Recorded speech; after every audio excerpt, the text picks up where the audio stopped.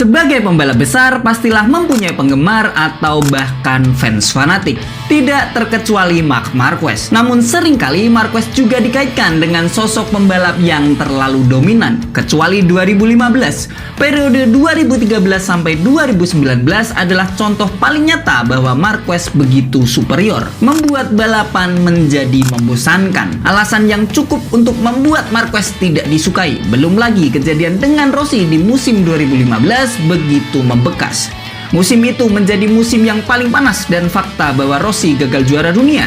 Serta Marquez dituduh seolah jadi salah satu penyebabnya membuat sebagian orang membenci pembalap asal Spanyol itu. Atau kepindahannya dari Honda ke Ducati yang mungkin membuat beberapa orang kecewa atas keputusannya. Namun barangkali kita perlu pergi ke seberang, melihat dari sisi sebaliknya. Tidak melulu soal yang dibenci, namun pertanyaannya adalah mengapa Marquez sangat disukai?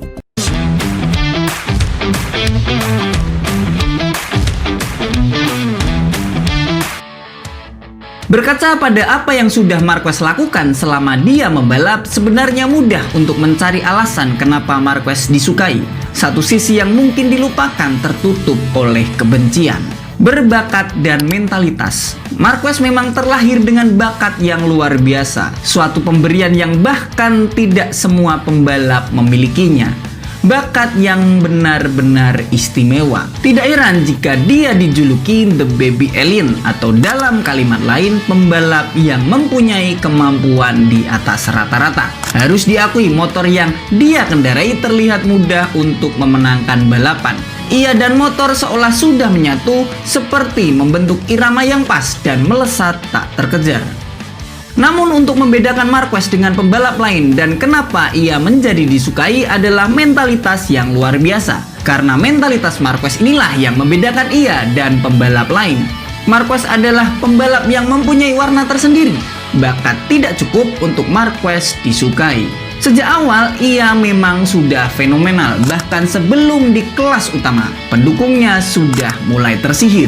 Sebagai contoh, pada musim 2010 ketika di kelas 125cc atau sekarang disebut Moto3, Marquez mampu finish di posisi pertama setelah terjatuh, motornya rusak dan harus memulai balapan dari belakang.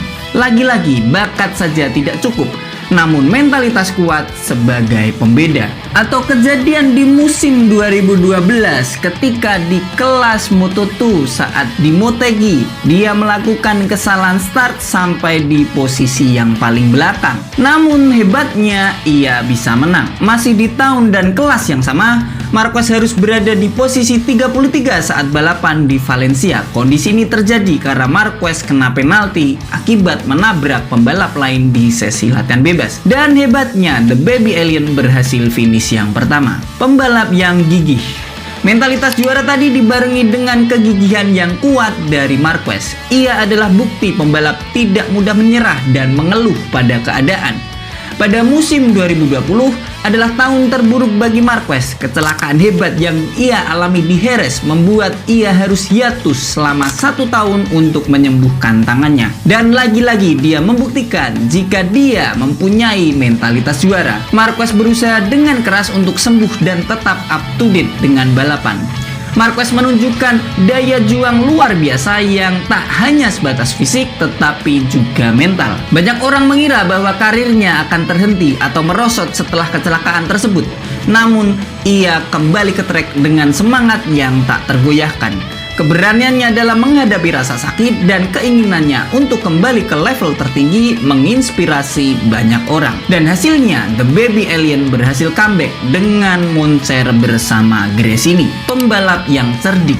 Di balik bakatnya, ia juga mempunyai pemikiran cerdik dan rencana yang terukur. Ketika bersama Honda, Marquez seringkali mencari cara terbaik untuk mengetahui batasan. Ini benar-benar terukur. The Baby Alien seringkali terjatuh sewaktu latihan bebas sebagai bentuk mengoptimalkan kemampuan motor untuk memenangkan balapan. Dan cara ini terbukti karena saat balapan berakhir, ia berhasil mengangkat piala. Musim 2015 ketika MotoGP San Marino, balapan berjalan flag to flag Flag, balapan yang semula trek kering menjadi basah karena gerimis. Namun trek basah itu ternyata tidak bertahan lama karena trek kembali mengering. Saat Rossi dan Lorenzo terlambat memutuskan mengganti motor, Marquez memilih mengganti ban dan merelakan posisi ketiganya itu. Akan tetapi karena hal itu, ia berhasil yang terdepan. Hal serupa juga pernah ia lakukan ketika musim 2016 di Jerman. Ia memutuskan untuk mengganti ban kering saat kebanyakan pembalap masih memakai ban basah.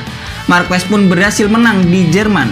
Terbaru di musim 2025, ia memutuskan mengubah ban di menit-menit akhir sebelum balapan di Amerika karena ia tahu kondisi trek sudah mulai membaik, dan karena itulah sekitar 10 pembalap mengikuti strateginya. Meskipun tidak menang karena terjatuh, namun kecerdikannya menjadikan acuan bagi pembalap lain. Gaya balap agresif.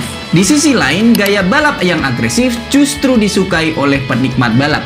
Dan kalau diamati, gaya balap Marquez tak sembarang agresif.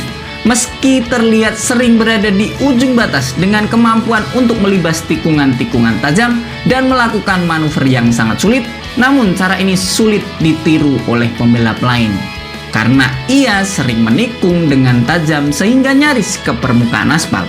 Sikunya seringkali menyentuh aspal atau elbow down, sebuah gaya balap modern ala Marquez. Dan semua itu ia lakukan dengan irama yang pas. Meski sangat ekstrim, tapi ia tetap bisa menyalip pembalap lain dan melaju kencang. Tentu ia tahu resiko dari hal tersebut. Oleh karena itu, tak sedikit Marquez terjatuh karena gaya balapnya ini. Meskipun demikian, karena mentalnya yang kuat, Marquez acap kali melakukan penyelamatan atas gaya balap yang beresiko tersebut. Tapi bukankah kehadiran Marquez dirindukan? Karena tanpa Marquez, MotoGP seperti ada bumbu yang kurang. Dengan segala pro dan kontranya, pasca sembuh dari cedera, ia langsung menambah gairah persaingan MotoGP. Meski beresiko balapan menjadi membosankan karena terlalu dominan, tapi di sisi lain menjadi rasa penasaran dan pertanyaan, kira-kira siapa yang mampu melawannya? Karena kehadirannya bisa memunculkan motivasi persaingan. Dari beberapa alasan tadi, kita tahu mengapa Marquez begitu disukai. Mungkin ini juga yang menjadi alasan kenapa Marquez dibenci, karena dia terlalu sempurna untuk seorang pembalap. Tapi harus diakui, jika kehadirannya memunculkan daya tarik. Ia mungkin tak sebesar Valentino Rossi, tapi dengan daya beda, Marquez layak menjadi legenda. Terima kasih sudah bersama Garis Finish. Jangan lupa untuk subscribe, like, komen, dan juga share.